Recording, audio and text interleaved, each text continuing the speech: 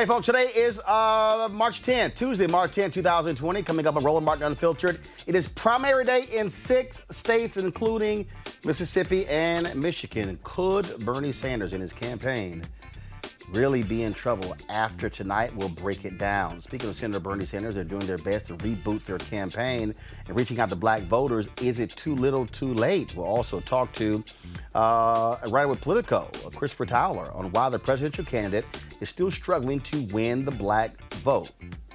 Joe Biden, he got tough with a white guy today, an auto worker, cussed him out over the Second Amendment. I had no problem with it.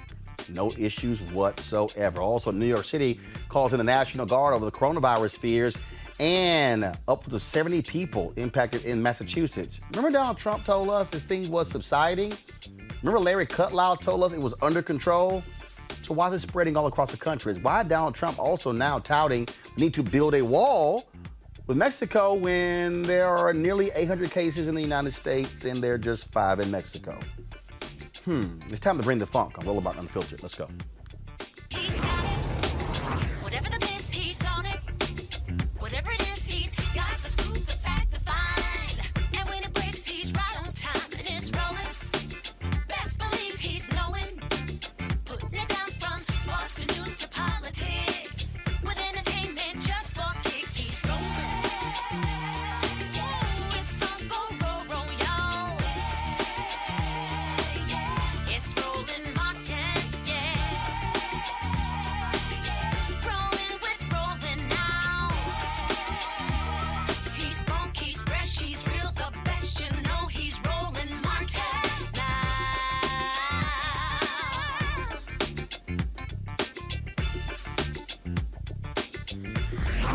Martin!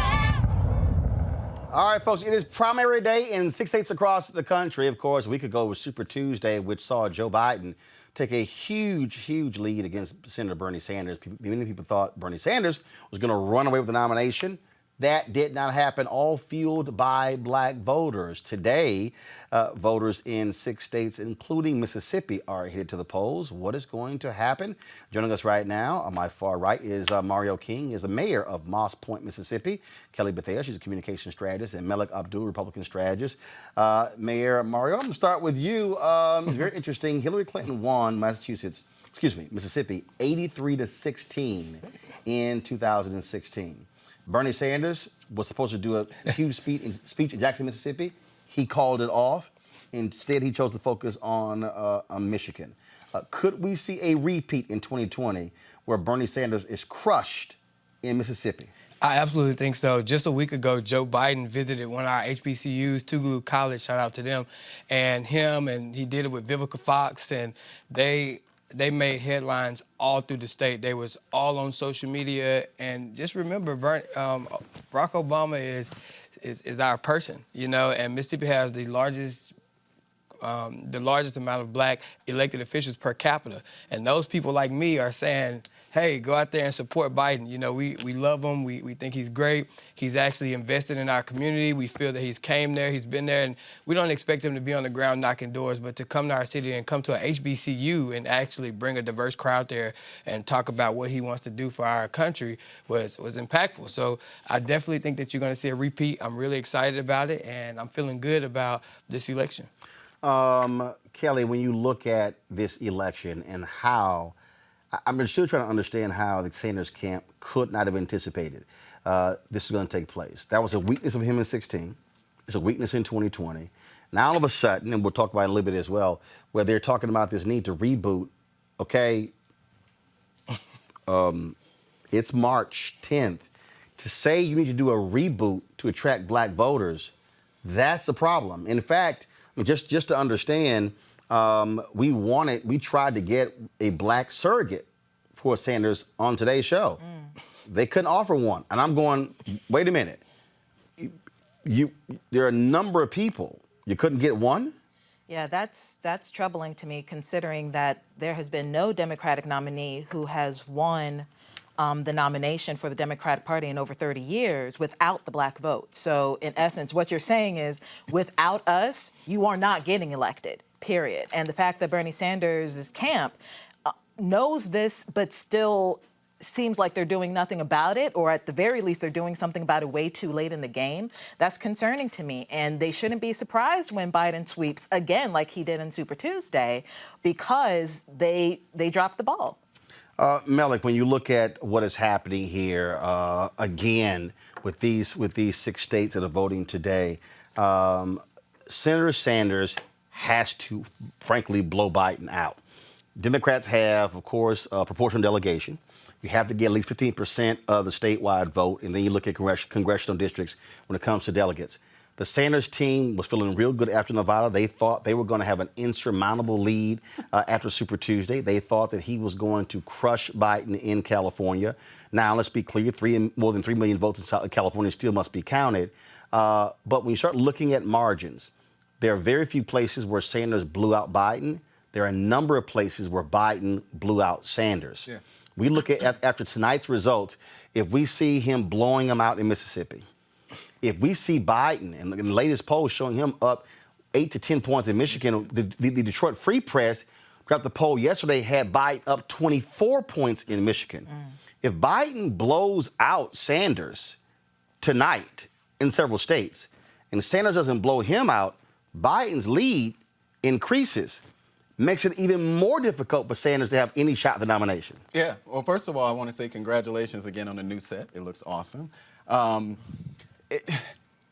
is going to blow Bernie out. That's what he's going to do. And especially, in Mississippi, he wasn't just at Tougaloo College. He was at a New Hope Baptist Church, which is not far from where I grew up. So Biden is doing exactly what he needs to do. What we've seen is that, and you talked about it before, people were talking about all of the momentum Bernie had before there was even a vote cast. And then they based it on what was happening in Iowa, New Hampshire, and Nevada. Well, we saw what happened when he got to South Carolina. Things totally changed, and it almost overnight. It was a combination of Clyburn's endorsement and really blacks, I think, just coming home, feeling comfortable with the fact that Joe is actually our guy. Biden is going to blow Sanders out. I think that he's going to win Michigan decisively.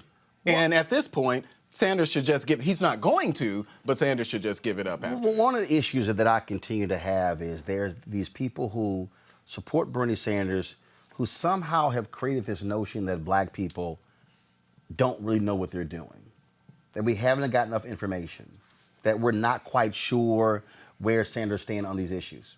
Bernie Sanders has been running for 4 years. So this idea that black people still are quite unsure and we're just so much more comfortable with Joe Biden. No, I think black voters are making decisions. And that is, okay, him, to beat him. I'm going with him. I mean, frankly, it's insulting to keep insisting that black voters have not done any of this. Yeah. I'm thankful that you said that. People act like black people don't have the capacity to make informed and intentional decisions. This is what's happening. We're making informed and intentional decisions, which is something we do all the time. We deserve to be respected. See, the problem is people haven't respected our community in a long time. And so when we demand that respect in the more in the professional and classy way by exercising our right to vote, people start then saying, well, the black community, like you said before, what about the white community? They always talk about black voters, and acting like we don't have the capacity to actually do these things, but then we don't hear anything about any of the others. But what I can say is that black people are speaking loudly, and we choose Biden. And if they have I feel like when we think about Bernie Sanders, I think that the intentionalism of our decision is, number one, is that who is the best candidate to beat what's already there. Number two is who can actually, who's going to do the most for the black community, who's the most informed, and then who's the most culturally aware. And I think that Biden is that person. Look, I'm sitting here, and let me just go ahead and say it. I got no problem calling some people out. So I'm sitting here looking on some of these idiotic comments right now on YouTube. And somebody, Honey, Ohana, Tanae, blacks are not making informed decisions, but we are the win factor. So what? We're just a bunch of uninformed people. So the black people in South Carolina are uninformed. And North Carolina, and Texas, and Arkansas, and Massachusetts, and Alabama. the white folks in Maine, the white folks in Minnesota, the black people in Alabama. So basically, all of those black people are grossly uninformed. Okay, gotcha. Let me also, let's see, big BG fella here, Roland, pry lips from Biden's ass. It's called stating fact. I mean, first of all, we're covering this whole deal. Now, see, here's what I find to be interesting. Those of you who support Senator Bernie Sanders, isn't it amazing that after Nevada, when everyone was saying he is the absolute front runner, and when media was saying that Biden was going to get crushed by Sanders on Super Tuesday, none of y'all were complaining about the media. But now that you're behind, you're complaining about the media. One whose ass you're kissing. Let's see here. Let me go here. Why is Biden your guy, Roland? Sure looks like it from abroad. Biden's not my guy. I'm covering the race. Facts don't lie. There's a reason why, just so y'all understand, the people who are sitting here talking about why Buttigieg and Amy Klobuchar dropped out. It's not hard, y'all. Buttigieg got 2%. He was polling 2% among black people. Klobuchar was polling 0.5% among black people. They were looking at a serious ass killing on Super Tuesday. That's why they dropped out. Okay, you want to maintain some dignity. What you don't want is to get crushed across the board. Then you have absolutely no leverage in the party, Kelly. And again, this is what still was amazing to me, though. Well, for the Sanders people, guys, you had 4 years to figure black people out. 4 years. By yourself. 4 years. One CBC member has endorsed Sanders. Yeah. Okay?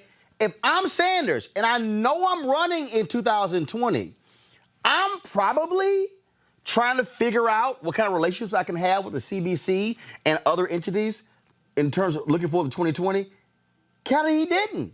Not only did he not do that, I feel like he took black votes for granted anyway and tried to lump our issues with economic policy. So black people don't have enough jobs, black people don't have enough money, black people don't have housing in the same way that white people do. And it seems to me that they figured out that the reason behind that is simply economic policy, as opposed to there's a reason why blacks don't have home ownership. There's a reason why blacks are still, way below on the wage gap and stuff. And it has nothing to do with just economic policy. It has to do with the racism in this country. Thankfully, the Biden campaign understands that, and they're actually addressing it from that angle as well as economic policy, such that we actually feel like we're heard. And the Sanders campaign hasn't done that yet, and they haven't done it in 4 years. They didn't even do it in 2016. And it's just really frustrating for you to think that you can just, copy paste what you did in 2016 for 2020, as if we, black voters, did not also do our research on you. And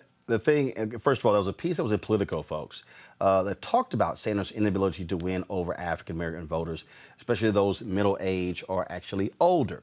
And that's one of the things that you're seeing. And so joining us right now is Christopher Toller. He is one of the folks who wrote that particular piece. And so I want to bring him in right now. Christopher, how you doing?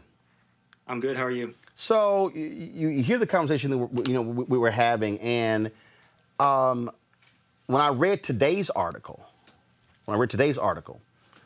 on the Sanders campaign talking about their sort of reboot, again, reading that article, they were stating things in that article that should have been stated in August of 2019, not March of 2020. Yeah, absolutely. I think from and the work that we did, we really took a look at how different messages appealed to the African American community. And from what we saw, the messages around Trump as an economic threat were not sufficient to actually drive black voters into politics and to make them enthusiastic about 2020 politics. It was really only a message that involved specifically addressing the racism, the threat to racial progress that Trump represented, that actually had any effect at all. Chris, first of all, you're a university professor. Y'all did this study. What did the study say specifically in terms of about black voters and Sanders? So far, most of the studies are really just public opinion polls. and polls that try and use a subsection of a larger sample to understand Black public opinion. And that's really a poor way of doing things, because you only end up really 100 to 200, maybe at most 400 Black trying to make some broad generalizations. And so studies have shown that Sanders has drawn more enthusiasm from younger cohorts. We're having some issues with Christopher's audio. Are we back? We having some problems with this audio, so let's actually fix that, and then we'll go back to Christopher in just 1 second. Malik, again, if you're running for the Democratic nomination for president, if you can't figure out how to get Black votes, you have absolutely no shot at the nomination. I think what you had here was, and I think one of the reasons why was Sanders pulling out of Mississippi. First, he should have given a speech in Mississippi. Yes. Okay, because here's the deal. For the Democrat nomination, it's math. You can't let somebody blow you out. Right. Okay? So let's say Biden wins Mississippi 70-30 or 65-35. That's better than 83-16 when Hillary beat him. But when you make no effort, okay, first of all, the mayor of Jackson, Mississippi, Choko Lumumba, chose to endorse Sanders after there was a survey of voters in Jackson. Yeah. He was following the will of the people. So to cancel the speech, no, you give the speech, you do the event, then you fly to Michigan. Yeah. Now the problem he's facing is he's going to lose Mississippi big time, and looking at the current polling, he's going to lose in Michigan. So you actually made it worse for you. Yeah. So the Black population of Vermont is on par with, I think, Utah, maybe about 1.4, 1.6%. So there's an assumption that somehow Bernie Sanders can speak to our issues. And like Kelly said, what Bernie Sanders has done, if you hear him, if you watch him in a debate, and he's talking about racism or equal, criminal justice and things like that, he lumps them under well, if you're concerned about climate change, that is an issue that concerns Black Americans. He does this sort of dance where he doesn't speak directly to Black people because he doesn't have experience actually doing that. And for him not to prepare himself, he knew in 2016, I'm going to run again. So you take an analysis of where your fault lines were, where your negatives were, and you build upon that. Well, Bernie Sanders decided not to do anything but the same thing, which was climate change. Sure, I, as someone, if the federal government decides to forgive all student loans, I'm absolutely for it. But that's not one of the driving issues if you're talking about the Black community. And that tone deafness is a serious blind spot for Bernie Sanders that's not going to serve him well after tonight, because I think it's done. And of course, the endorsement of Reverend Jesse Jackson Sr. It came late. The reality is it just came on Sunday. The Bernie campaign, of course, they have been trying to really drive that home. But I think, again, this is one of those things that you have to look at the map. The map is just very simple. Okay? He experienced it in 16. You cannot get crushed in the South and think that you're going to pick up momentum, because also when you start breaking down delegates, okay, delegates are based upon size of states. Right. The states where Bernie says I can compete, which are largely white states, they're small. Okay? He lost Maine to Joe Biden. Okay? Ain't that many people watching my show in Maine? And so, and this is the thing that, as somebody who covers politics, you got to start breaking this thing down. Sanders, who says, and I had somebody say, in fact, Reverend Jackson was on yesterday, he said, well, Biden didn't win white voters in Iowa and New Hampshire. But he doesn't need to. Sure doesn't. Here's why. No Democrat has gotten more than 39% of the white vote since 1964. Okay? This idea that Joe Biden was going to somehow get 40+% of white people, that was nuts. Sanders was not going to get 40+% of white people, that's nuts. Because no Democrat, Bill Clinton didn't get more than 39% of the white vote.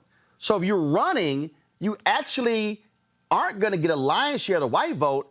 You must put together a broad coalition of Black, Latino, Asian, Native American, white, women, gay, evangelical, and look at the martyrs. That's how you actually win. And that's the piece I think they're missing. And just like I keep saying, Sanders people keep saying he could turn out young people. When? Has it happened? And I'm like, y'all, if you want to have a discussion with me on this, let's have a real discussion about the numbers. You have not seen a dramatic increase in young voters, so you can't tell me, oh, yeah, they're not coming right now in March, but I'm going to get them in November. Yeah. Well, I'll tell you, just to be honest, these campaigns, when they run these campaigns, a lot of these people are not culturally aware, culturally competent. Let me tell you what I've seen in the Joe Biden campaign. I've seen leaders, I've seen him take city managers, people that are culturally aware, grassroots people from Mississippi, and hire them on his campaign. I've seen him bring in white women, black women, Latino women coming out and speaking for his campaign. Every conference I've been to as a mayor, I've been to every large conference in this country. Joe Biden has a program video with his logo in the beginning and at the end. Every other candidate, it's the next day. We at the National League of Cities conference right now. Joe Biden had the first, nicest, well put together. He knows what he's doing. He has a culturally aware and competent staff. He knows where to be and when to be there. He's not following other candidates. He's 2 steps ahead of every candidate that's there. And so when we talk about these campaigns, we could talk about, I always tell people, when we talk to people, the community, the grassroots people that are out there that's just going to look for who they're going to vote for just to give their vote and give their appreciation to, they're looking for somebody that's simply present and that can speak to their issues, that's culturally aware, culturally competent, culturally sensitive to the issues that they have. Joe Biden is able to do that because he have a team of people that are culturally aware and they're well-rounded. The other people, we just don't even know who they really are. Here's what's interesting to me. I have this very interesting here, and I'm reading this. Let me find this person's comment, Kelly, before I publicly blast them.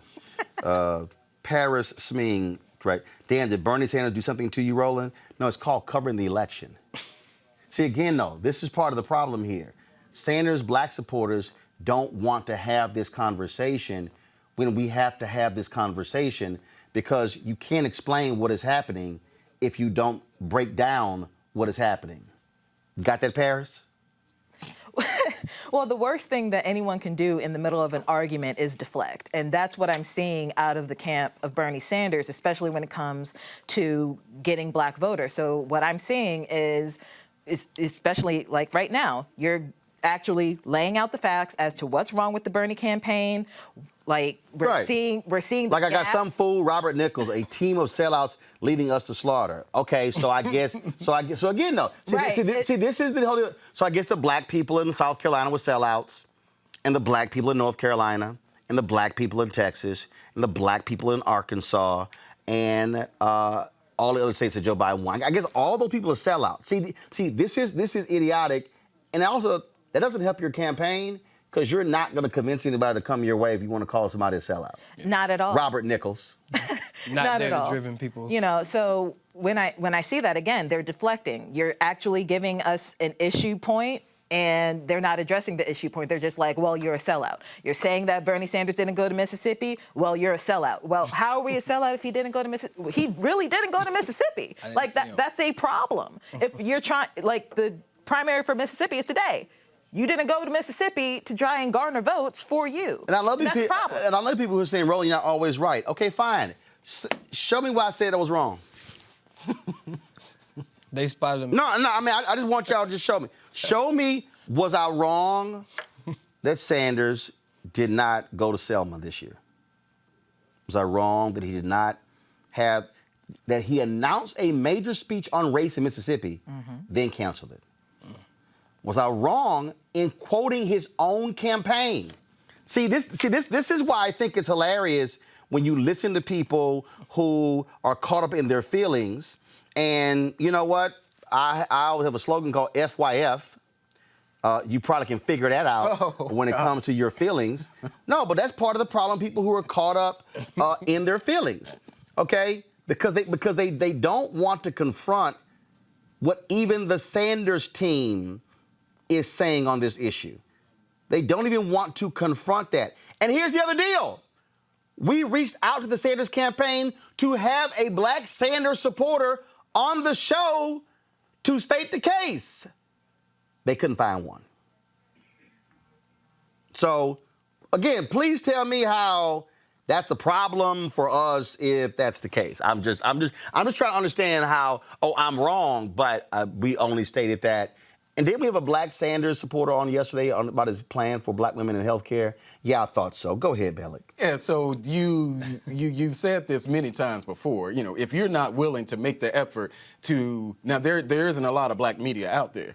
So we're kind of standing alone. And so considering the number of candidates that you've actually, not just their surrogates, but the candidates themselves that you've interviewed, to not use this as an opportunity, it is the same thing that happened with Mississippi, where Sanders decided not to go. Because there's a larger share of white voters in Michigan than there is in Mississippi. That is a blind spot for Sanders, and it is I don't know, and maybe it's that's, you know, how you get stubborn. And I think Sanders is stubborn in that way, where he's saying, well, no, we don't have to do that to win. Okay, well, you're going to lose again, just like he lost in 2000. I'm surprised he didn't take a page out of Chris is back? Okay, all right, folks. So we have Professor Chris Toller. He's back. We got the Skype issues all figured out. Professor Toller, why do you think the Sanders campaign just did not focus on this for 4 years? That how in 2020 you're having the same problem you had in 2016? I think a lot of it is actually wrapped up in the thrust of Sanders and his campaign and his message focused on the working class and economic justice. And the message itself sort of encompasses racism and racial issues all in one sort of raise the ship effort. In doing so, though, it makes it difficult to sort of separate what issues need to be prioritized specifically for the African-American community within an economic platform. And honestly, part of our article, part of the work that we're doing is arguing that the Democratic Party as a whole really needs to do better at this and work at this in the long haul, and that even though Sanders' message itself sort of is problematic on face value, the party itself is going to be in a lot of trouble if they're not able to figure these things out, even going into the general, regardless of who the nominee is, because really African-American voters need to be turning out and voting at the same historic levels as in 2008 and 2012. But what's interesting, but Chris, what's interesting is, and again, this is where the conventional wisdom, I think, is all over the place. All we heard was that Sanders supporters are raucous. They are going to turn out. They are excited. Yet if you actually look at where Sanders won, him and Buttigieg in Iowa, turnout was flat, was about the same in 16. You look what happened in New Hampshire, turnout was flat. Those are white states, 90+%. All of a sudden, you go to Nevada, 45% Latino, increase in turnout. Sanders did very well. He wins Nevada. But when you go to South Carolina, 538,000 people voted in South Carolina. That's more than who voted in 2008 when Obama was on the ballot. Then we go to Super Tuesday, Virginia, 2016, 760,000+ people voted in Virginia in 2016. 1.2 million voted in Virginia in 2020. North Carolina, Texas. I'm rattling off states that Biden won, so I'm just trying to, it's interesting. Who's the turnout machine? The turnout machine is, we hate Donald Trump. Yeah. And what these voters are saying is, we're picking the person who we think can beat Donald Trump. So again, to Team Sanders, explain to me how you have this massive turnout, but your guy didn't win, which means he's not the beneficiary of the massive turnout. Christopher, go ahead. Yeah, and I think the rhetoric around the massive turnout is still yet to be seen, sort of.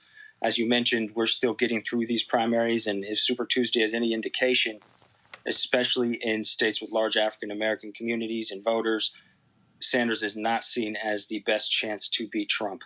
And from all of our research and survey work, if not the most, one of the most powerful indicators as to whether or not African Americans are going to turn out and participate in politics is how much they dislike Trump and the Trump administration. That's really the force that's driving all of this within politics right now. All right, Professor Chris Toller, and we appreciate it. Thanks a lot. Thank you. All right, folks. I talked about Senator Bernie Sanders standing with Reverend Jackson, standing with him on Sunday. This is a video Team Sanders actually put out praising Reverend Jackson. Go to my iPad, please. With me, I stand with him because he's never lost his taste for justice for the people. I stand with him because he stands with you.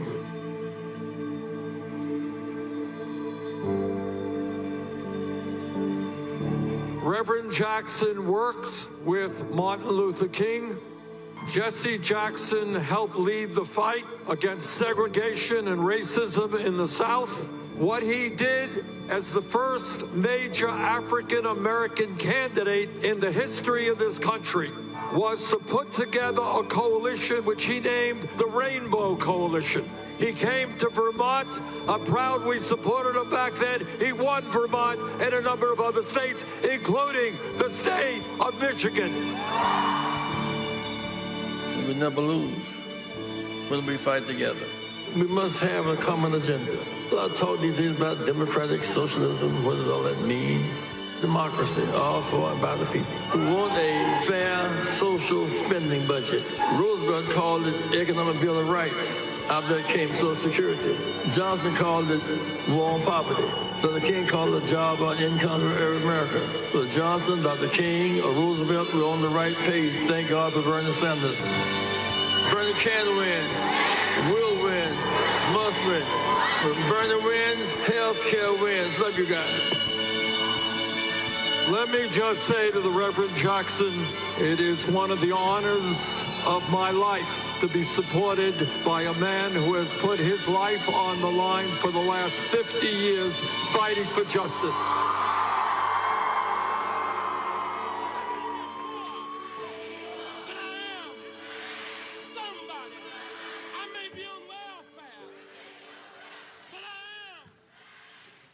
All right, folks, again, today, Michigan, 125 delegates on the line there. State of Washington, second biggest state with 89 delegates. Sanders crushed Clinton by more than 40 points there in 2016. Recent poll had Biden winning in Washington state. Missouri, 68 delegates. Mississippi, 36 delegates. Idaho, 20 delegates. North Dakota has 14 delegates there as well. So we'll see exactly what happens tonight. All right, folks, today in Detroit, Joe Biden was campaigning there, and let's just say he was surrounded by a whole bunch of white men who are auto workers, and one of them had a serious problem, and he did not expect Cussing Joe to show up. How you intend on getting the union vote when there's a large portion of the union workers that are gun enthusiasts, and you are actively trying to diminish our Second Amendment right and take away our guns? You're full of shit. All right, thank you. No, shush. Shush. I support the Second Amendment. The Second Amendment, just like right now, if you yell fire, that's not free speech. And from the very beginning, I have a shotgun, I have a 20 gauge, a 12 gauge, my son's hunt. Guess what? You're not allowed to own any weapon. I'm not taking your gun away at all. You need 100 rounds. So when you were in Beto, when you said you're going to take our guns, that I did not say that. That's not true. I did not say that. It's a viral video. It's a viral video like the other ones they're putting out there. They're simply a lie. Your voice, you said that you're taking the guns. Well, he just clarified it. Wait. Take your AR-14s and what? Okay, this is not okay. Hold on. All right. Hey, let's Don't tell me to go outside. There's a lot of guys. How you intend on getting the union vote when there's a... All right, y'all. So, first of all, I love that video. I love that video, okay? And what I really love, not only with Biden saying you're full of shit, him going, shush. See, campaign aides always are trying to shut something down because they're like, I want to protect the candidate. Biden was like, no, I'm going to cuss his ass out, okay? Here's the thing that I find to be really amazing. Here you have this white auto worker standing there saying, how are you going to get the union vote when a lot of these folks, they're hunters? Biden should have said, if it wasn't for me and Obama, your punk ass wouldn't have a job. Yeah, I said that, Melik. Here's the reality. Republicans stood against the auto bailout in 2009. Who backed it? Obama, Biden. And see, that's what kills me. And so let me remind y'all, Romney was against the auto bailout. When Obama dropped that ad on Romney after the first debate, his opposition to the auto bailout, all that debate goodwill he got went all out the window. See, it's amazing to me how people forget. So you're saying, oh, yeah, we want to hunt, but your broke ass wouldn't even have money to buy a gun if didn't save the auto bailout. So that's what you talk about, voting against your interests. And the guy sitting there reading from the phone. No, Biden wanted him. You know what? I want to see that again.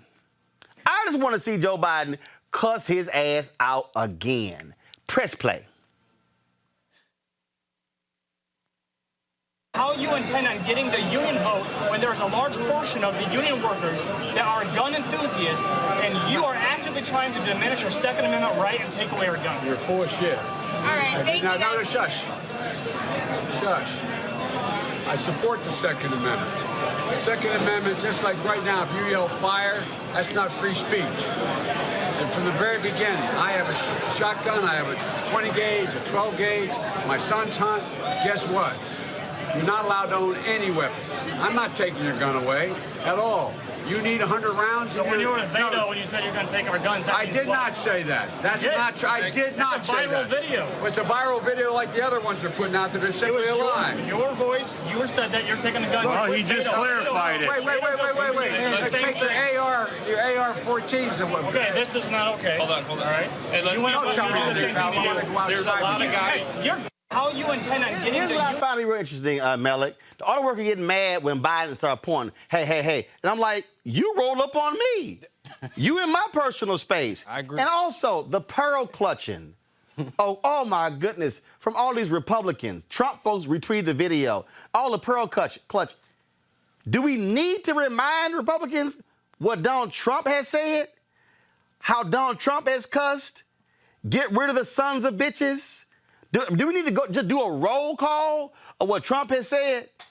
So I will be consistent here and not have a problem with Joe Biden said in the same way that I don't have a problem with many of the things that President Trump says that we often say is unpresidential. Now, I imagine that if Donald Trump was actually engaging with the voter... Actually, he wouldn't, because actually Donald Trump doesn't even get that close to voters. I imagine that... No, but he wouldn't. Maybe not. Not maybe. Show me the video where Donald Trump would even walk through and talk to a group of auto workers like that. He just stands his ass behind a podium at a big old rally. Even if he were a rally. Yeah, I thought so. Go ahead. Even if he were at a rally, at a podium, engaging with the voter and had cussed the voter out, I'm pretty sure that our hair would be on fire at this point. No, it wouldn't. But no, it wouldn't because we do recall in that video what he said about Wade grab women.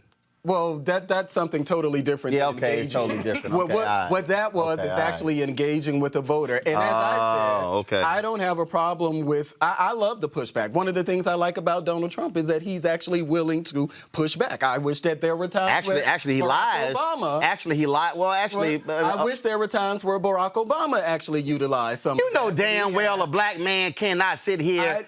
Come on, dog. Come on, dog. What I may know and what I would like to happen, so I'm just being honest, I wish that there were times where Barack Obama said, look... Well, I like you not looking like Mr. Rogers right now, but your ass do. I don't have a problem. I don't have a problem. It's a beautiful day in the neighborhood. Can we go out? Come on. I don't have a problem with what what Joe Biden did, and I do know that there were Republicans who were against Bush's 700 billion or 700 million, I think, the auto bailout of October of 2008. So I do know that there were Republicans who were against that as well, but. As far as this exchange, again, I have no problem with it, but I know that if Donald Trump had did that, we would be having a different... Man, the nonsense that Donald Trump does all the time. Look, at the end of the day, you got to start calling out these lying-ass Trump people like you need to. I'm sorry. How we know he's a Trump person? How we know he's a Trump person? Melik, did you actually just say that? Did he say that he was a Trump person? Dog, anyway, like I said, because it's the lying. It's the straight up lying. When Joe Biden's like, hold up, here are the guns that I own. What are you talking about? No, in their mind, if you suggest any form of gun control, you're against Second Amendment. Mm-hmm. That's the problem, and that's why Biden said, you full of shit. Look, let me say this. I'm a mayor. I am so appreciative of what he did. oftentimes it's double standard that people can run up on an elected official and talk crazy and disrespect them and say what they want to say and then not expect them to respond is absolute foolishness. Now, it's a complete difference when you're on the podium at a rally talking crazy about a group of people that have not even approached you or said anything. This individual came up in his personal space and called him out and lied on him. So he had the exact right to address him and tell him that he was full of shit because he was. See, Kelly, this right here, I have said this for years. That exchange right there is why I can't run for public office. That right there. Because I know I can't. Because, see, I know. Yeah. I'm going to start with 100,000 votes. And I'm going to end with about 18,000. No, because I'm telling you. Because, see, I remember the same thing, Elizabeth Warren. Remember that white dude roll up on her? I think she was in Ohio. Yes. And, with your plan to forgive student loans, where's my money? You know, I worked these jobs and I paid all my daughter's debt and I saved my money and my friend was taking vacations and so what? He gets a free ride. He was all in her face. And then when she tried to answer, then he walked off. See, right there I'd be like, no, bring your punk ass back. See, that's what I'm telling you all. It's best I'm right here. Because I know I would cuss a voter out every day. It'd be like take some aspirin and cuss a voter out. No. They go together. I totally understand your viewpoint, and even though I have a cool, calm demeanor on this show, I really do have a short fuse when it comes to my temper. So I'm with you. I too could not vote or run for public office because of my mouth. But I say all that to say, I still didn't like the video. I appreciate what Biden did in addressing him, but I miss the respectability of presidential nominees and presidents. That's gone. I know it's gone. So thanks to his guy, that's gone. So I have to revamp my mind a little bit and recalibrate how I see something. No, that's why I can't wait for it. Look, if Biden gets a nomination, or Sanders gets a nomination, I can't wait for a debate. His ass lying. Right. He ain't gonna remember. His ass lying. That's rude. His ass lying. He ain't gonna remember. His ass. I'm telling you right now. I'm sorry. The only way you did with Trump is his ass lying right now. Lying. And then that's when you turn. You done? Any more lies you want to tell American people? He gonna stutter his way through. No, he not. Yeah, yes. No, he not. First of all, I'm looking forward to that debate, actually. First of all, Trump lies so much. If Joe Biden stutters lie, that means he just repeating lie multiple times. So it don't even matter. But no, I'm telling you, you cannot. Look, Joe Biden right now is preparing to deal with these crazy-ass people. Remember when that woman called Obama a Muslim and McCain took the microphone? Ma'am, no. Right. No. Right. No. That's gone. Yeah. Okay? Bye-bye. Okay? And the whole Republican Party has gone along with crazy-ass orange dude. No, and I understand that. Again, it's still something that I can still say that I miss it. I can still say that I miss the class that came with the presidential title and the nomination and that whole process. With respectability, politics is a thing. It doesn't have to translate through all aspects of our lives, but at the very least, the presidential election. And unfortunately, it's gone because of 45 and because of. I think it's social media. I don't think it's hell no. I don't think that. No, hell no. That Donald Trump. It's the punk ass dude you voted for. Well, Roland, that's what it is. If that's the case, then that means, and this is why I reject that argument that I hear people make many times. If that's the case, then you were waiting because we were perfection when Obama was in office. No. I'm not saying Hold up. Nobody said perfection. Let me finish my point. Nobody said perfection. If we're talking about someone who was presidential and someone that our kids could look up to, someone that we will follow and be proud of, Barack Obama, somebody who was a family man, somebody who had one wife who was a baby, who had a baby mama, and then he had the same two kids. Somebody who's also a Christian. But go ahead. Then Barack Obama would be that standard of the politician that we say, all right, if you're going to be presidential, then that's the model that we should follow. But according to your party, he wasn't a Christian. But if he was a Muslim, he was a thug, but if that all this sort of stuff. What happened? If Obama was that model, and we followed that model because it was Obama, and somehow it just took him leaving office for us really to dive into our lesser selves, which is essentially what we've done, especially on social media. It was Obama. No, hold up. It was Obama. Hold up. But it was Obama. Dictate it was your Obama. behavior, it was Bush. It was Clinton. Yeah. It was Bush. Absolutely. It was Reagan. It was Ford. It was Carter. It was Ford. you had Nixon, you had LBJ, you had Kennedy. You had individuals who respected the office of president. But- Now what you have is you have a vile, despicable thug who has thuggish children. No, let me say it again. His children Thuggish thugs. children, His children who are love thugs. who love to berate people as well.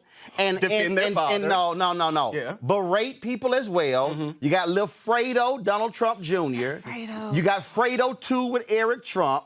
Okay, you got all of that going on. But why does that dictate your behavior? No. Why does what Because Donald you know Trump what? do Because dictate here's why. how we act? Because here's Because why. we're responsible for ourselves. Because here's why. I grew up in the home that I grew up in. Because he respects my no mother said, norms. I don't care what they do in their house. This is what you're going to do in this. Well, guess what? So what we Right say now, is he's that in the people's because house. of Donald Trump, No. we can go down to the gutter of politics. You have to. Because of Donald Trump. You have to. And that's an excuse. Guess It's a what? Michelle convenient excuse. Obama said when they go high, when they On go the low. stage where people were Michelle trashing Obama Donald, said going low when they on go Donald Trump. low, we go high. And I'm telling you everybody right now, ignored that. No. People respected that. But they just The ignored only way you deal with Trump, when they ass go low, you cut their ankles off. Well, Michael and Bloomberg then, tried if that. you, no. First of all, he wasn't a nominee. Nice try. But I'm saying Michael Bloomberg tried that in his bottom line is campaigns here. against You Donald cut Trump. their ankles off because you know why? When you're dealing with a thug, you got to swing like a thug. But Joe You Biden be can't do respected. that. Okay, all right. Watch it happen. I don't think Joe Biden. Go ahead. Then I'm going to the break and go to my next guest. First and foremost, I respect what you said, but let me tell y'all something. What he did was not classy. It was not thuggish. Joe Biden responded to ignorance, and he responded. He wasn't yelling. He said, "Full of shit." We all know what shit is, and what it was shit that he said. We can smell it and see it. I don't think that what he did and how he handled himself was not classy or was a deterioration of his character. I think it was a showmanship of who he really is. He was just being himself. Well, if that's and who I he really is, respect that's that. problematic. Nah, ain't no problem for me. That's problematic because Ain't a problem for me. again, we shouldn't be. So how many people cuss in America? It's not about America. He's trying to be the president of the United States. He's Of supposed America. to be, but he's supposed to be the standard for us. But how many people with in Kelly. America? That's irrelevant. Yeah, he can be that standard. I'm He with Kelly. can be the standard when he win. Again, Kelly. I'm I not saying- completely understand, but he's not walking around here cussing. What he did, he was approached by a person that was antagonistic, and he I cussed think him that out. So I he did not empathize- cuss him out. He No, used he a used- curse word. no, he definitely cussed He him out. used a curse Full of shit, word, son of a and he bitch, had same respect. thing. Well, No, he it's didn't not. say- He didn't say black people don't matter. First of all, He didn't full of say shit, that son of a black bitch, not the people same ain't thing. nothing. Right, I'm not He saying- didn't- No, he 'cause that didn't means say somebody calling your that mama you a going bitch. around Same grabbing thing. somebody's vagina. Again, I'm not like, saying you know, that what he said he didn't- wasn't warranted. I'm not saying Okay, what he thank said you. isn't valid. Right. What I'm saying is And you it didn't was- say what he said was like how Trump behaves. Oh, which is no. I'm not saying that either. What I'm saying is it was unpresidential. Okay, Period. all right. He had a slip up, and it was unpresidential. All right, There we go. guess I what? respect that. And if it happened tomorrow, cuss his ass out again. All right, gotta go to a break. We come back. We'll talk about the upcoming election and democracy and the importance of the Voting Rights Act right here in Roland Martin Unfiltered. You want to check out Roland Martin Unfiltered? YouTube.com/Roland S. Martin. And subscribe to our YouTube channel. There's only one daily digital show out here that keeps it black and keep it real. It's Roland Martin Unfiltered. See that name right there? Roland Martin Unfiltered. Like, share, and subscribe to our YouTube channel. That's youtube.com/Roland S. Martin. And don't forget to turn on your notifications so when we go live, you'll know it. All right, so a lot of y'all always asking me about some of the pocket squares that I wear. Now, Robert don't have one on. Now, I don't particularly like the white pocket squares. I don't like even the silk ones. And so I was reading GQ magazine a number of years ago, and I saw this guy who had this pocket square here, and it looks like a flower. This is called a shibori pocket square. This is how the Japanese manipulate the fabric to create this sort of flower effect. So I'm going to take it out and then place it in my hand so you see what it looks like. And I said, man, this is pretty cool. And so I tracked down, it took me a year to find a company that did it. And so they make these about 47 different colors. And so I love them because, again, as men, we don't have many accessories to wear. So we don't have many options. And so this is really a pretty cool pocket square. Now, what I love about this here is you saw when it's in the pocket, you know, it gives you that flower effect like that. But if I wanted to also, unlike because if I flip it and turn it over, However, it actually gives me a different type of texture, and so therefore it gives me a different look. So there you go. So if you actually want to get one of these Shibori pocket squares, we have them in 47 different colors. All you got to do is go to RolandSMartin.com/pocket squares. So it's RolandSMartin.com/pocket squares. All you got to do is go to my website, and you can actually get this. Now, for those of you who are members of our Bring the Funk fan club, there's a discount for you to get our pocket squares. That's why you also got to be a part of our Bring the Funk fan club. And so that's what we want you to do. And so it's pretty cool. So if you want to jazz your look up, you can do that. In addition, y'all see me with some of the feather pocket squares. My sister, who's a designer, she actually makes these. They're all custom made. So when you also go to the website, you can also order one of the customized feather pocket squares right there at RolandSMartin.com/pocket squares. So please do so. And of course, it goes to support the show. And again, if you're a Bring the Funk fan club member, you get a discount. This is why you should join the fan club. All right, folks, as the election nears, Democratic House members are revving up their efforts to pass the Voting Rights Act. Now remember, they actually passed H.R. 4. It was designed to make it more difficult for states to discriminate against voters of color and give the federal government a stronger ability to take action against states with a history of discrimination. But, of course, Republicans haven't done a damn thing because Mitch McConnell, he calls himself the Grin Reaper. Joining us right now is Diallo Brooks, Senior Director of Outreach and Public Engagement for People for the American Way. Here's the problem. Democrats can do whatever they want to do in the House, but you have Mitch McConnell, who is not going to do a damn thing. Republicans do not care about this issue when it comes to voting. They sit here, they front, they lie. They go down there to Selma every year with Congressman John Lewis on a damn field trip, take pictures, say, oh, my God, this is so great. We're celebrating all the people, who marched and the foot soldiers, and they come back to D.C. and do the same BS they always do. Yep, that's what they've done. And basically, if you look at the suite of stuff that's happened on the House side, we said we create change in the House, we elect more Democrats in the House, we actually do work. Folks pass some legislation, pass some good legislation, really trying to get corruption out of the system, money and politics issues, deal with some of the voting issues, the voter purges that we see, the voter ID stuff that we see, and it gets to the Senate and it dies in the Mitch McConnell graveyard. And so as folks are going to the polls in these primaries and getting ready for the general election, that has to be front of mind, particularly for black voters, is that this Senate under the Republican administration is a place where good pieces, practical stuff that makes sense goes to die. And so that used to be bipartisan. The reality is the Reauthorizing the Voting Rights Act typically was a bipartisan act. Exactly. But when the Supreme Court made that decision, Shelby v. Holder, these Republican-led legislatures and governors immediately went about across the country, not one state, not two, not three, not five, begin to changing the law. Right. The reason 1,200 polling locations, the reason those locations closed is because, not because of money, because they knew after the Supreme Court decision, they didn't have to worry about pre-clearance from the Department of Justice. Exactly. All the voter ID laws, all the voter suppression stuff, they put that thing was on steroids after Shelby v. Holder. Yes, and you saw it happen in Alabama, but also you saw it recently in Texas. Look at how many polling places have closed. I think it's over 750 polling places closed in Texas. 750, so places where people were used to going to vote, they're eliminating those things. But here's also what has happened this year in Texas, okay? Because see, when people are talking about the long lines in Texas, actually, it was Republicans being obstinate in Texas. So here's why. First of all, because Democrats control counties, Dallas County, Harris County, Bexar County, Travis County. Here's what they said. They said, okay, to the Republican Party, can we have voting booths where anybody can vote? They knew that there were going to be very few people voting in the Republican primary. Republican Party said, nope. If y'all have 10, we have 10, and only Republicans can vote in our 10. Right. So what happened was, to all y'all people who understand, and my parents also worked the polls in Texas. I saw when I voted. You have two different rooms, two different areas there. And so you had 10 booths not being used at all. And you had all the people over here trying to use 10.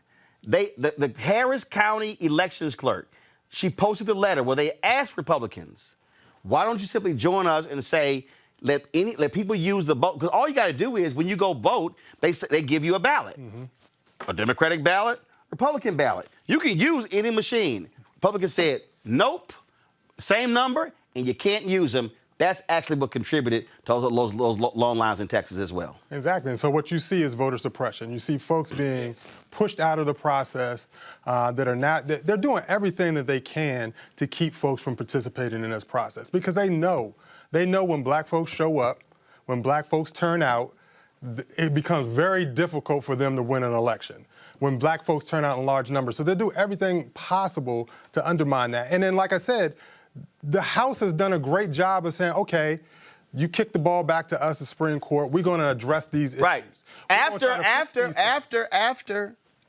you had Wisconsin Congressman Sensenbrenner, who tried to push forward a bill, could not get enough of his Republican colleagues to sign on as co-authors. And in fact, each year he introduced it, it had fewer and fewer Republican co-authors that signed on. Right. The only reason they got passed was Democrats took control of the House. Right. But see, it's their strategy. They've understood, and so they've started to come together and say, look, we're going to have a strategy of undermining the vote every way we can. And every opportunity that's presented themselves, they've taken advantage of that to eliminate voters from the process. Because you see these massive voter purges that are happening in states. And so, like I said, the House has done some stuff to address those issues. When it's been sent to the Senate that's Republican-led, Mitch McConnell is the one that makes the decision on what bills get dealt with. It's a graveyard. It goes and dies. And so, as we go, like I said, as we go to the polls, y'all had a rich discussion earlier. As we go to the polls, black folks have to realize that they're taking something from you. They care about doing that. Why won't your boy, Mitch McConnell, allow the bill to come to the floor? The Senate has always been the place where bills go to die. That's not what I asked you. I asked, why won't Mitch McConnell you have to let me allow answer, the House you have vote, to let me answer House the bill question, to come to but the you floor. have to let me answer the question. So the Senate is usually the place where bills go to die. So you're actually right that it's a graveyard. That's what the Senate does. Why won't Mitch McConnell bring it forward? I don't know. I think it's something that actually should come. I think there are a number of bills actually should come to the floor. Mitch McConnell has not done that, but I think it's something that I don't think that these are conversations that are particularly helpful to the Republican Party to continue to have this notion. I'm sorry, you mean the honest ones?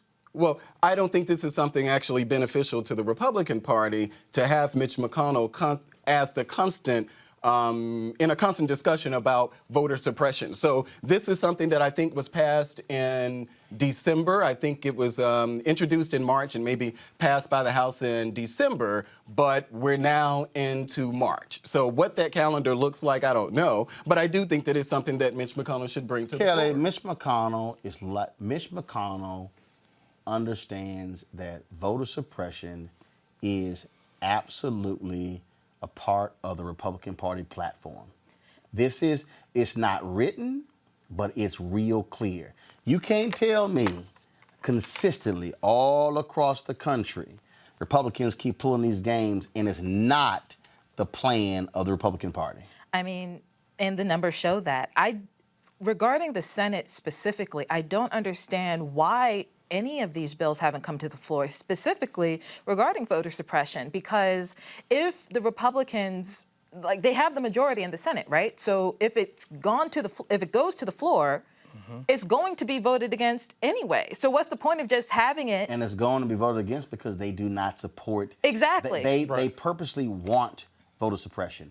Republicans need to keep the voting total low to give them a shot. No, I understand that. You said, I don't know why.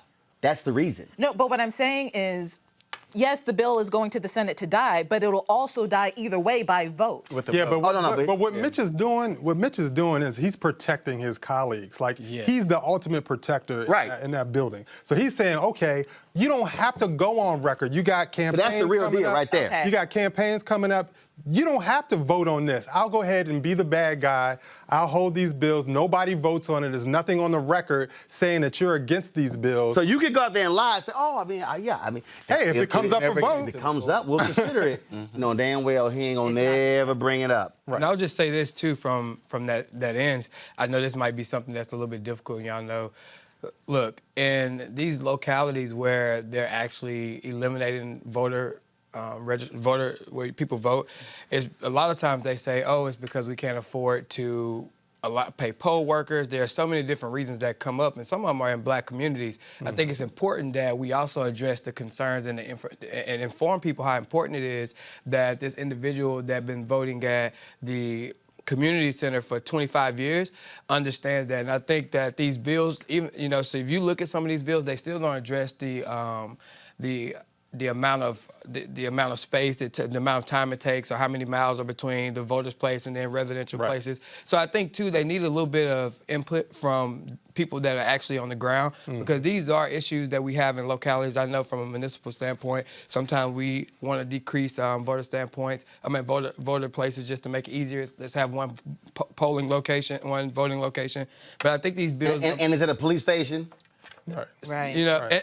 Sometimes it's a fire station. But I will say that the importance is that these bills are not really culturally sensitive. They're not competent of the areas. And I think that these bills should be directed to more local mandates. So county and municipalities should be able to look at these things, because that's who really control these elections. And when they're controlled by Republicans or Democrats, oftentimes they're not really done properly anyway from a local standpoint. But I do think that, number one, these national bills are not really fully developed.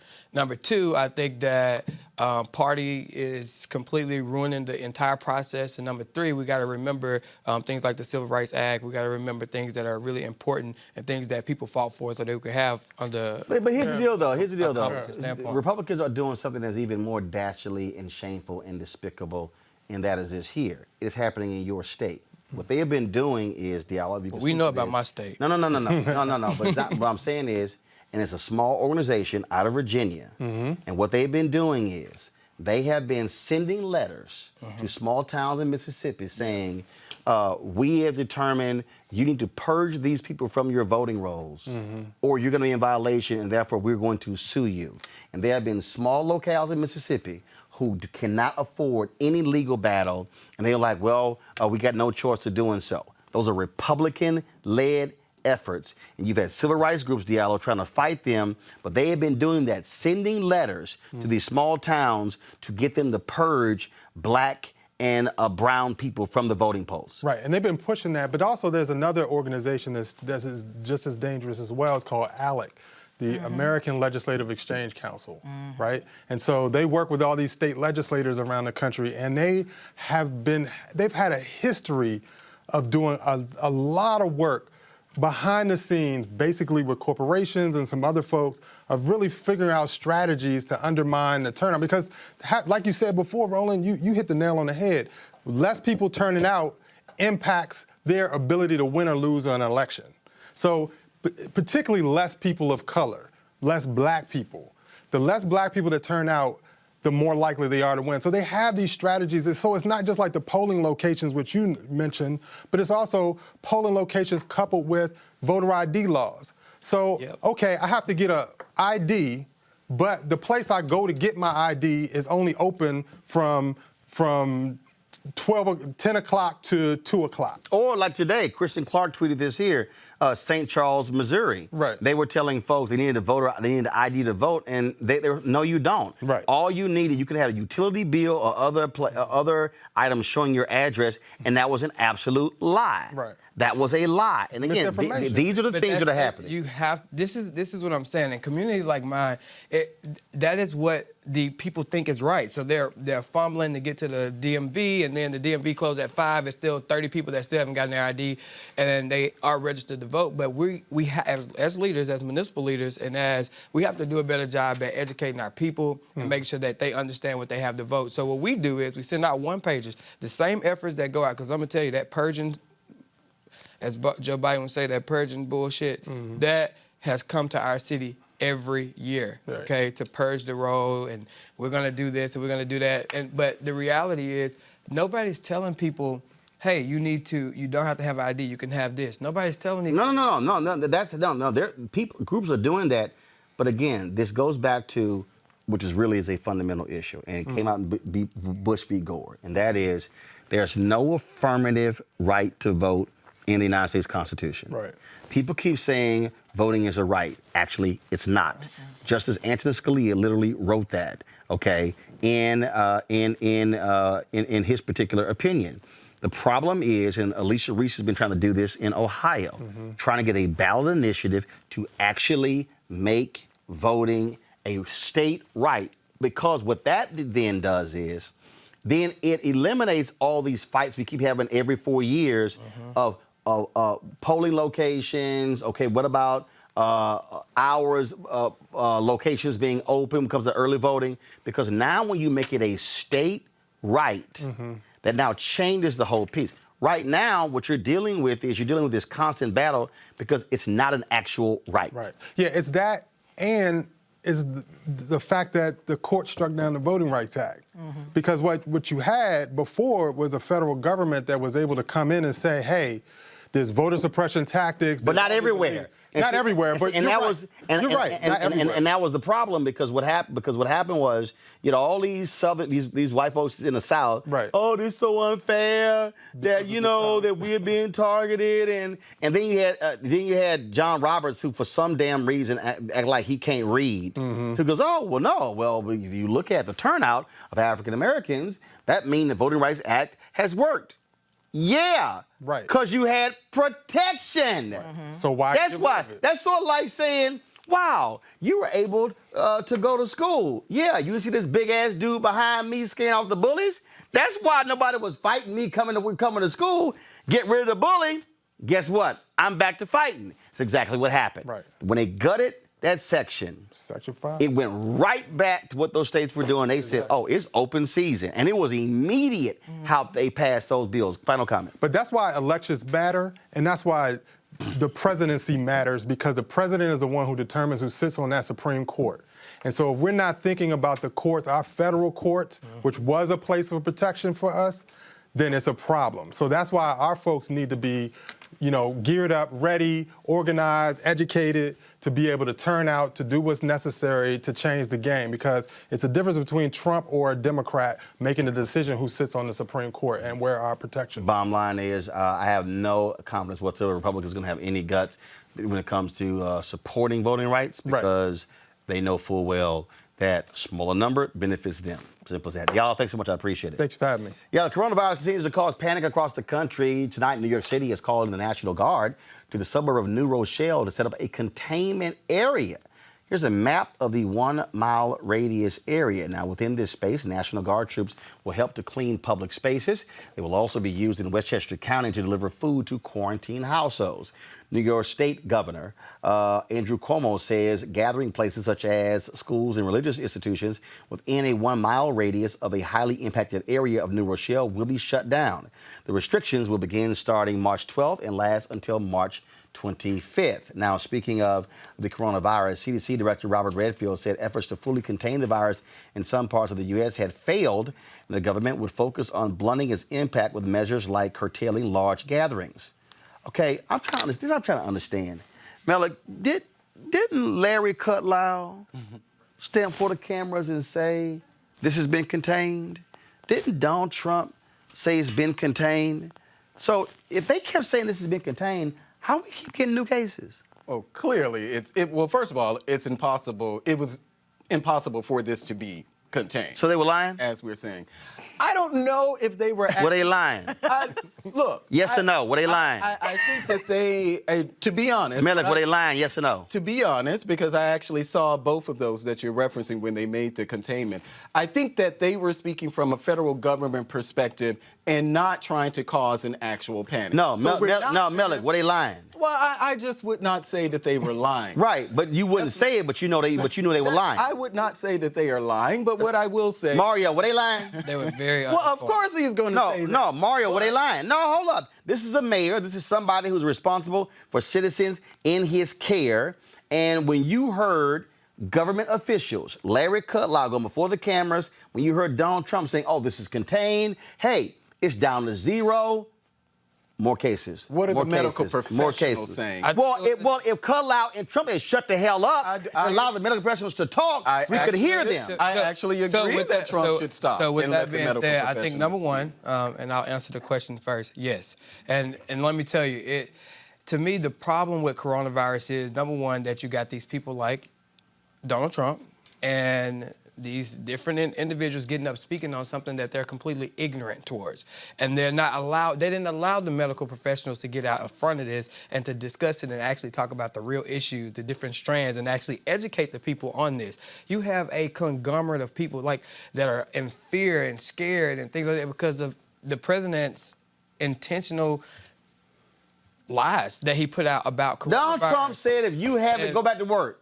Right, but I don't think that's why people are afraid. No, no. Let me tell you why. Let me tell you why that plays a factor. Donald Trump said if you have coronavirus, go back to work. It's all good. And let me tell you why. Look. This is why that plays a factor in fear. Because when he's saying this, and then you got medical professionals saying that, and then you got these individuals, you're confusing people. When you confuse people, you put fear in them. Mario, at CPAC, them crazy white folks at CPAC were going, oh, this is fake. This is not real. This is all made up. And guess who got sick? Somebody at CPAC. Right. Which is why 3 members of Congress right now are self-quarantined because they all came into contact with that person, including Mike Pence and Trump. Kelly, bottom line is Trump has been lying.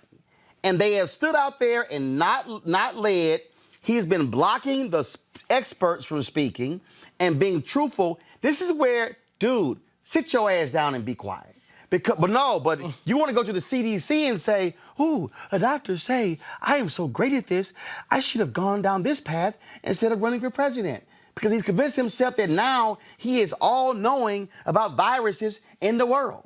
Yeah, it's absolutely ridiculous. And my main point of contention with 45 is the fact that he doesn't let other people lead. Like, he feels like he's the expert on everything, and it is clear that he is not. It is clear that he doesn't know what he's talking about, like 95, 99, 100% of the time. So what happens is you have experts who are trying to push the information out there, like Mario was saying, and it's literally combating with what the President of the United States is saying. Yep. And it's creating chaos. Yep. And it could have been contained. It could have been more regulated, but we have literally this ball of confusion, not only from the government, but from the medical field. So there's a difference between what Donald Trump says and what the capabilities of our federal government. So I reject the notion that if Donald Trump had not said some of the things that Donald Trump had said, that our federal government wouldn't be in a position. I disagree with you. Donald Trump is the head of the executive branch of government. But again, and he so gets more since they've actually created, and I can't think of whatever they call it,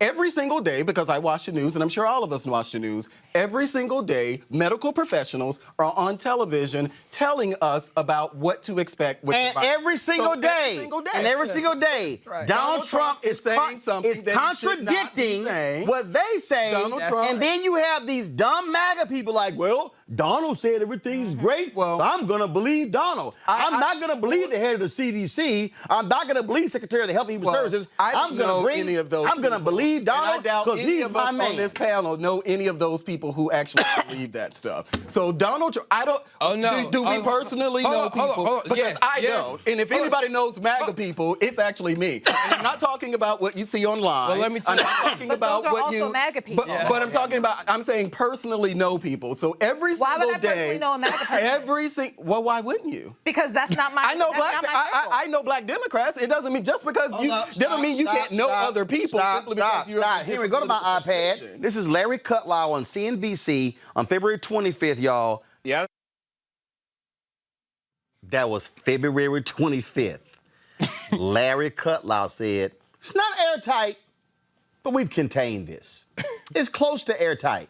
Larry Kudlow, so it's not the economic policy advisor. This is, as I said, they should actually leave this to the medical professionals. Hold on. No, but I need you to answer this here. Why are they lying? So, because I didn't, so the clip that you actually played, now I think there is a distinction that we could rightly make in the argument of when we're talking about something that's contained. So there's not a pandemic in the United States of coronavirus. So now you're acting like. Oh my God. No, I'm not acting like them. I'm not acting like them. I'm actually giving you an answer. Oh my God. Melik. I'll actually be able to Melik, stop. Melik. I think that there is something define to contain. be said. Define contain.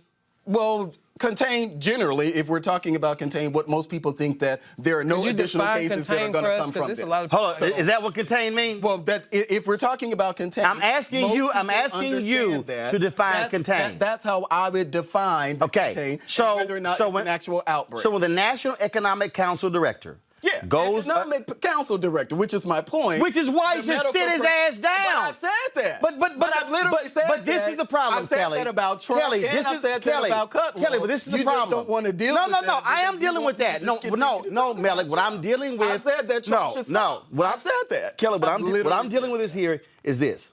Because I know how the system works. You, as a National Economic Council Director, you cannot go on television unless somebody has approved it. Right. Yeah, absolutely. You just can't just hop up. And so the fact of the matter is, Cutler was sent out to say that because Donald Trump only gives a damn about himself in the stock market. They were trying to stop the stock market from dropping, which is valid. No, it's not valid. What you do is you don't lie to try to get it to happen. And guess what? Nobody in the stock market believed him, and that's why the stock market has lost more than 4,000 points, wiped out gains from the last 2 years, and these fools keep lying. They stood there, and Donald Trump, Friday, look, anyone, you want a test? You can get a test. You want a test? You can get a test. It's a damn lie. It was an absolute lie because we'd already heard them say, the number of tests we said we're going to have available, we actually don't have them available. They keep lying. And that's the problem here. And then, of course, I'm going to find it in a second. Wait till I play this Media Matters clip where they just juxtapose Fox News and Fox News looking at, the Ebola virus, which was 2 people, 2 nurses, who was let back into the United States. And you swore Americans were just dropping dead from Ebola left and right, and how they were trashing Obama. The fact of the matter is, the Trump people keep lying, and they keep making stuff up, and they make it hard for the people to trust the professionals because, unfortunately, it's a bunch of these dumb MAGA people who only believe Trump. Go ahead. Not only is it that they only believe Trump, they believe the president. They believe that office. So the problem with Trump lying is that he is the head of the executive branch of the United States. CDC falls under that. Surgeon General falls under that. They're on his cabinet. So everything that you hear from these other officials, they're all under Trump. So when they say one thing and Trump says another, no one's going to believe the former because the latter overrides the former. Well, you should. Common sense says that you should. Well, first of all, that's the problem. But common sense says that you should trust a medical professional. Well, first of all, I should trust my president. First of all, it's a bunch. I would actually believe my doctor over a president of the United States.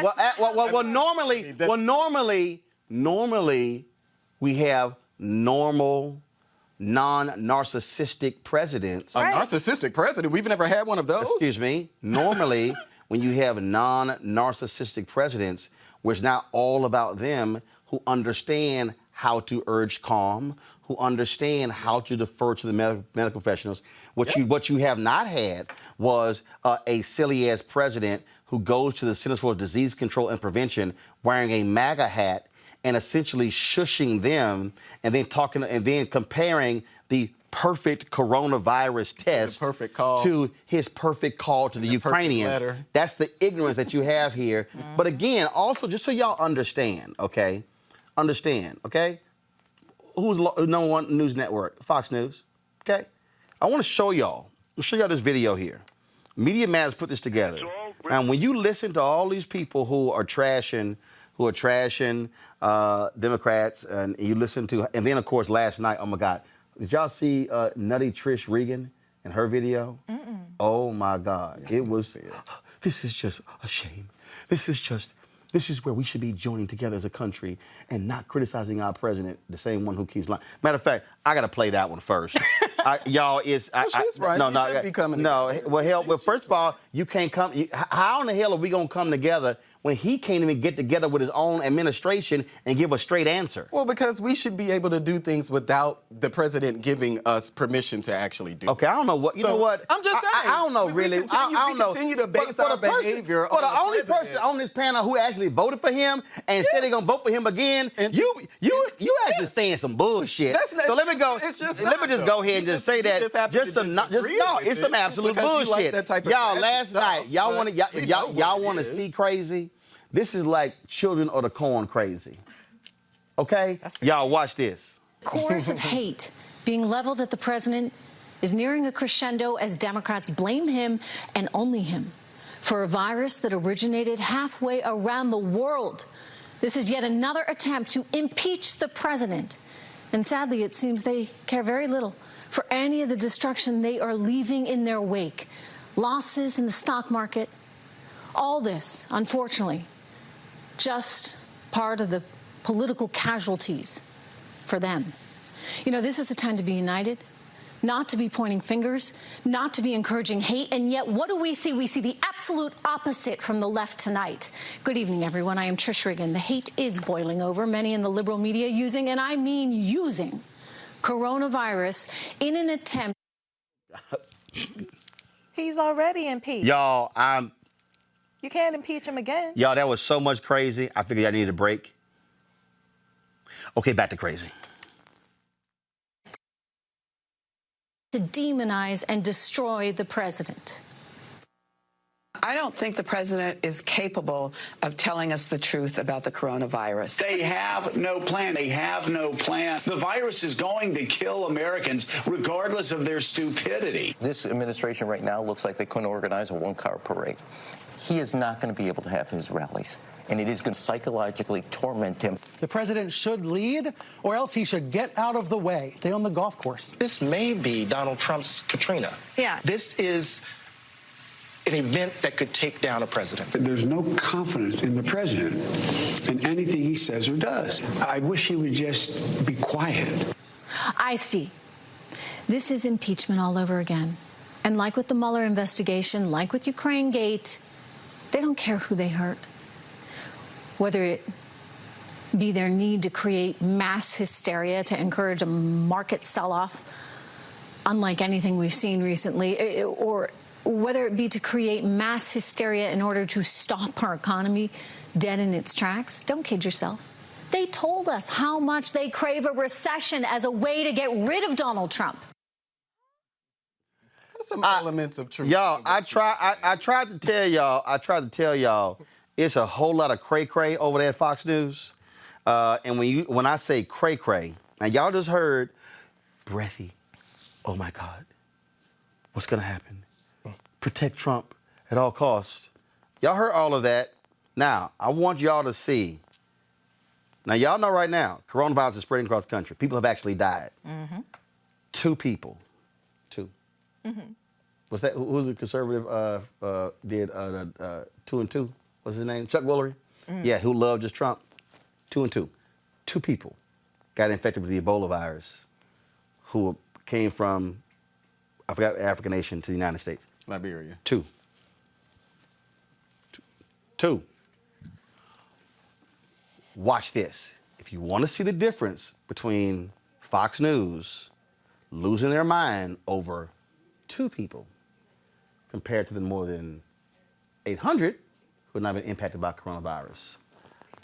And it's all really starts at the top. It starts with Obama. And lots of bad things are happening to this country. Obama has imported dangerous things into this country since he got there. He's imported socialism here. He's imported Ebola into America.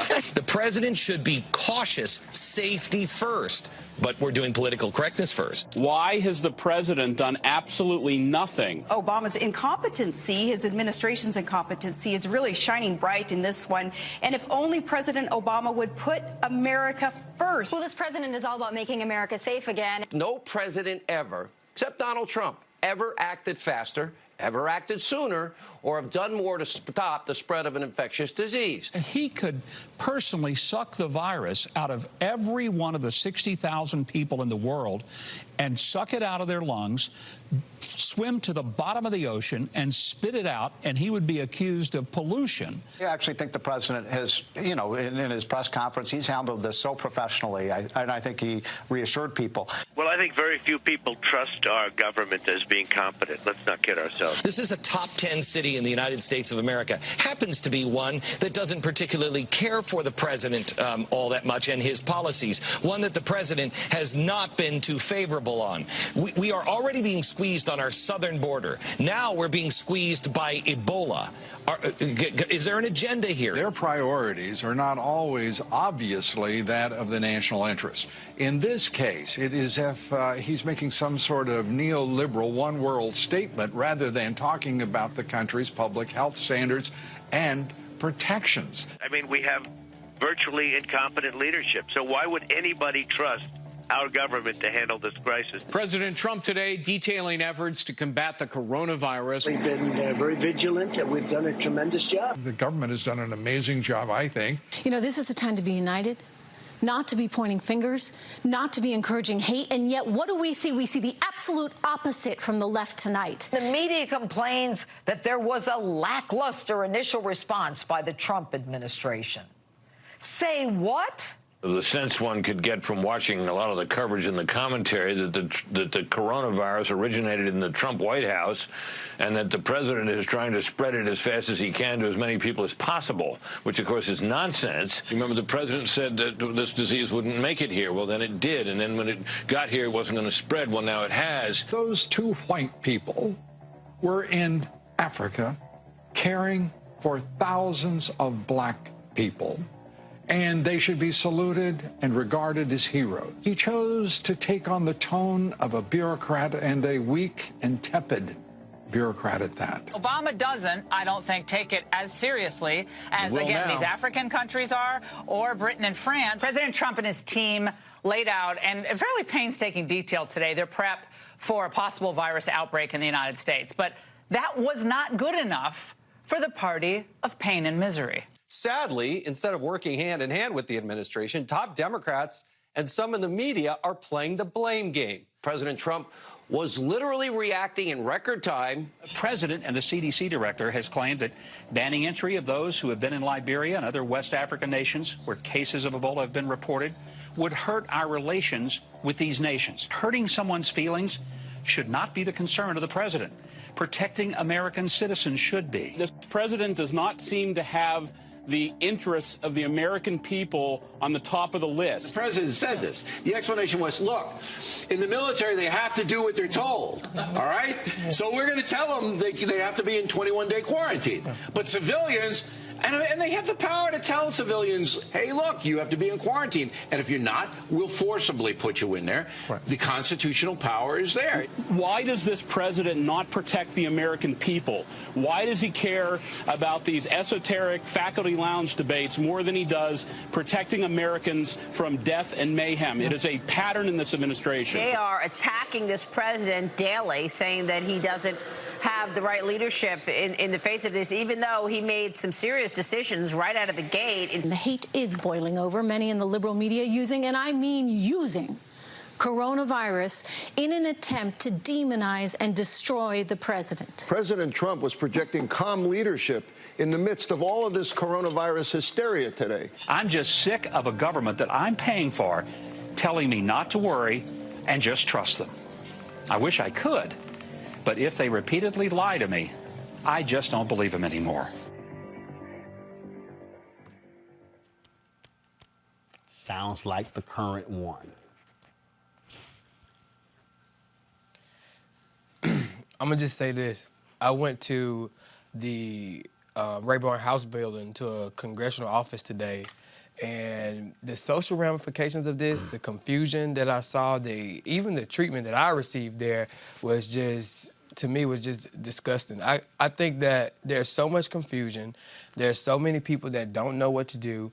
you say trust our doctors, but if the doctor come on and say this, and then the president of the United States come right behind them and say something different, then you start getting conflicted. Then you start trusting Google, which is another place that you don't supposed to trust. So I think the problem is the messaging is off, which is like most things that come from the White House.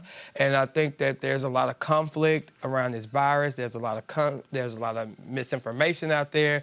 And people aren't Googling and going straight to the CDC website. They're going to different places. They're going to anything that they can see. And when the first thing you see, you talked a lot about, we shouldn't believe the president, but he has more airtime than anybody.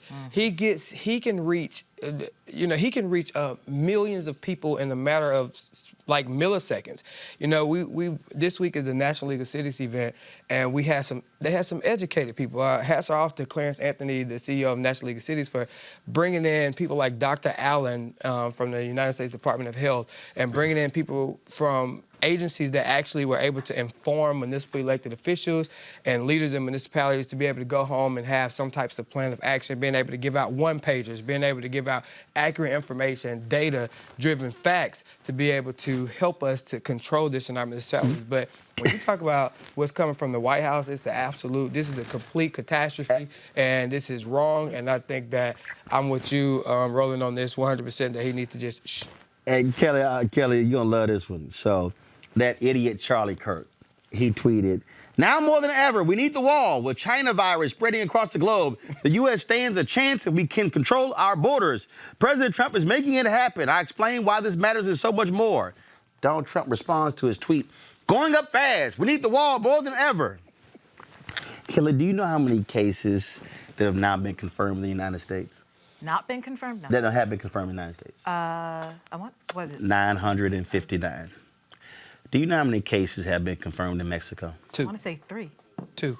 It was 2? I think 2. If y'all do 3 plus 2, you're close. It's 7. There have been 7 confirmed cases in Mexico. 3 7. plus 2, yeah. 959 in the U.S. These dumbasses say, wall, wall. As if you can't fly over said wall and still be contaminated. No, Mexico should be saying, wall, wall. Keep y'all asses over there. Right. No, for sure. Again, the level of misinformation coming from the highest office in the land is not only disconcerting based off of what we've seen, it's embarrassing because this is our president. He's supposed to be trusting experts, and he's only trusting himself, and it's clear that he shouldn't even be doing that. So when I see stuff like this, it's very, very frustrating. It's very frustrating when you have experts out there who are trying to get the accurate word out, who are trying to contain this, who are doing their actual job based off of the education and the research and all of these things, and then you have somebody over here tweeting stuff like that, overriding the experts. So is the wall the answer? Well, of course the wall is not an answer. Okay, but I got to ask you this here. I asked you about Larry Kudlow. CNBC, United Airlines reports 70% plunge in U.S. bookings as coronavirus. Boy, how about that containment?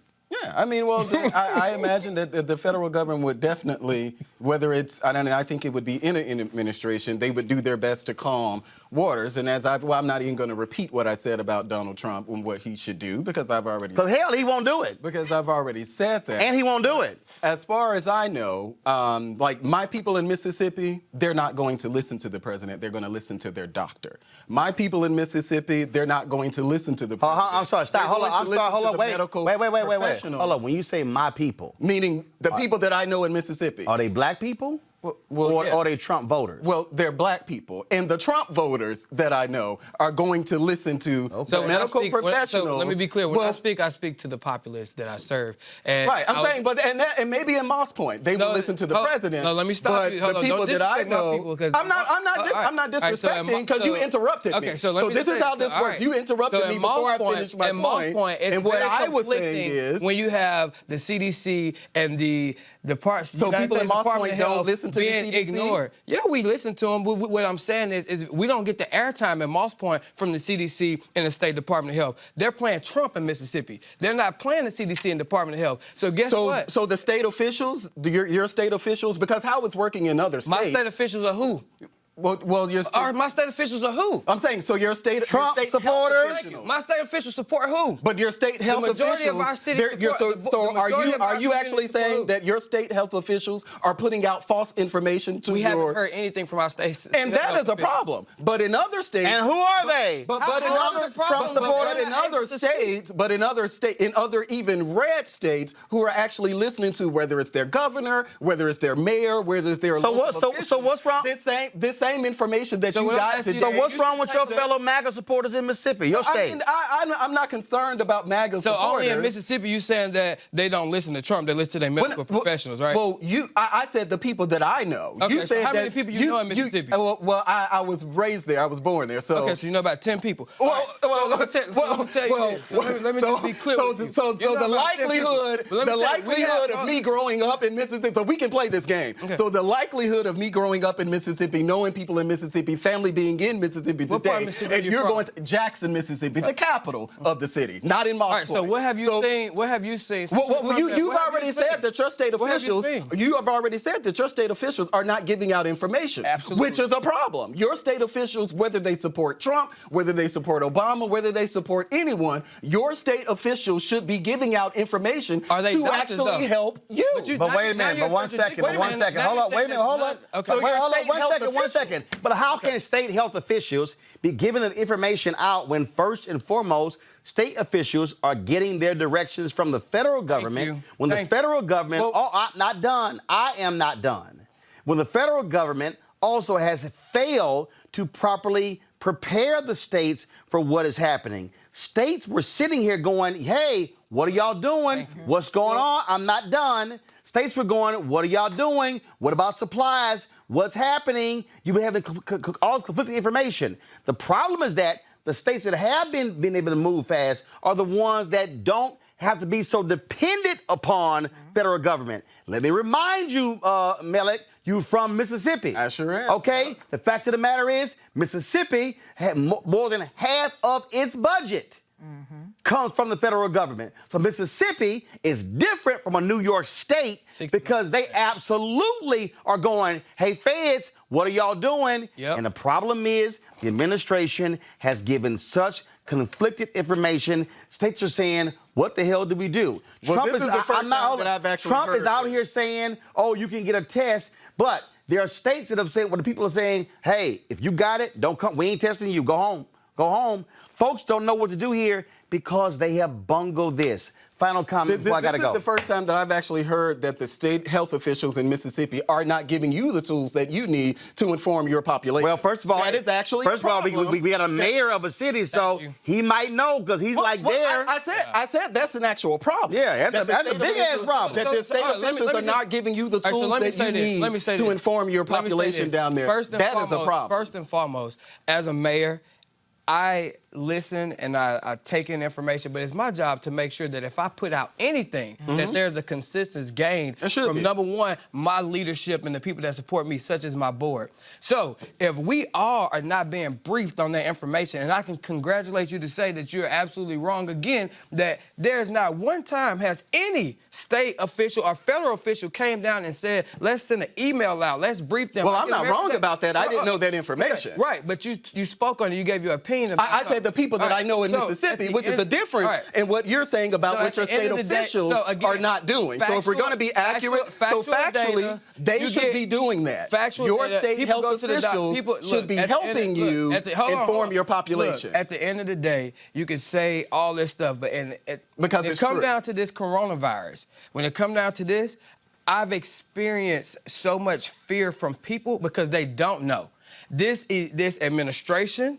These have the state health officials have conflicting conflicting information, and they're giving out. And your state government too is responsible. Our state government, they have not given us any structured information, especially not from the federal government. That's a shame. And you sit there and you show me one governor that's done a speech that has been consistent with what Donald Trump has said. Well, we already know that what Donald Trump is saying is not exactly what the actual medical experts are saying, and they give a press conference every day about it. Hold on, wait a minute.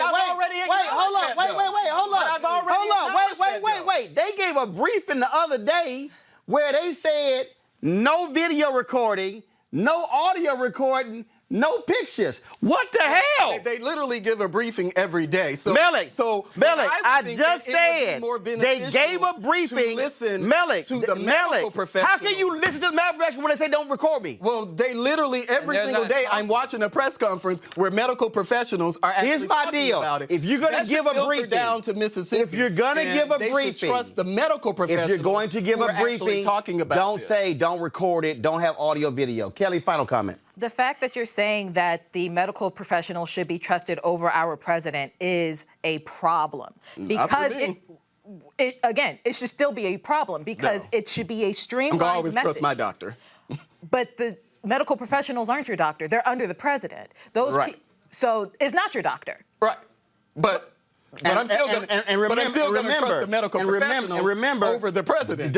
Don't forget, the State Department overruled the CDC when it came to those passengers flying back, and they put passengers on a plane with coronavirus, did not tell the other passengers. That was the political people who overruled the health officials. And that's the professionals. Yeah, and I'm trying to explain to you, the whole damn thing is a problem because we got nincompoop sitting in the Oval Office. The problem is that if anybody were watching the show, nobody would think that anything that the federal government is doing is good. Well, thanks to No, that's not. No, not one of fear. Melik, this is what that Melik, is. not one of us. Melik, not one of us said that.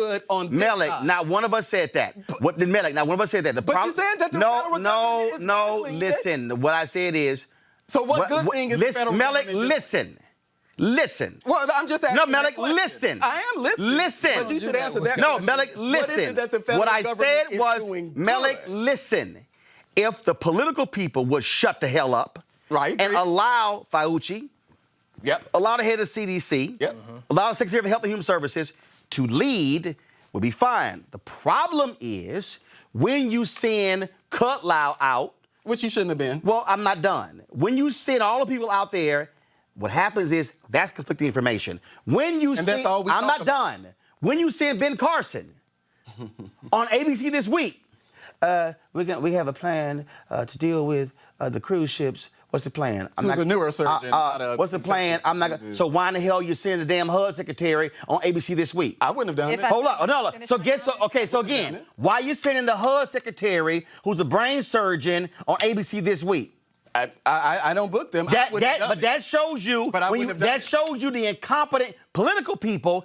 Well, that's the PR part. Here we go. And all I'm proving to you is the political people are screwing it up, and that's why political people move your asses out the way to allow professionals. Final comment, real quick, go. I'm just going to reiterate, the message should be streamlined. The fact that it's not is a problem. The fact that even in the mayor's case where the state budget is 69% federal, the reason why they can't get the information out is because the federal government doesn't have the information. They don't even have streamlined information in the federal government to disseminate to Mississippi, such that it's a streamlined message of what to do regarding COVID-19. I'm not sure. That's a problem. Because the federal government is even splintered on this issue because you had the president. But I'm not sure if that's why state officials in Mississippi. Bottom line is, we've already explained what in the hell is going on, and that is the political people like Trump don't know what the hell they're doing, and the medical people are being frustrated because these fools have no idea what they're doing, and they're the ones who are getting in the way. Let the medical people lead, because in a crisis, a medical crisis, that's what you want. If this was a military crisis, you damn sure wouldn't be letting the medical people making decisions. I agree. But guess what? That's what you get when you got an ignorant fool like Trump sitting in the Oval Office, who you're going to vote for again. Absolutely. All right, y'all, and that shows you right there. And you can have a problem with it. And all that does is that shows you have no problem. You have no problem voting for incompetent. First of all, last I checked, Mike Bloomberg is not even in the race. Mike Bloomberg's not in the race. All right, y'all want to support Roland Martin Unfiltered? Be sure to go to RolandMartinUnfiltered.com. Join our Bring the Funk fan club. You can use our Square app, Cash app, as well as PayPal. Y'all know we bring the funk. We have conversations other folks don't want to have. We keep it real, keep it black and unapologetic, and we'll always do. And we will call a spade and call a clueless orange person a clueless orange person. We'll have the results tomorrow of the primary vote, folks, tonight in 6 states. We'll let you know who won, who lost, and what is next. I'll see y'all tomorrow.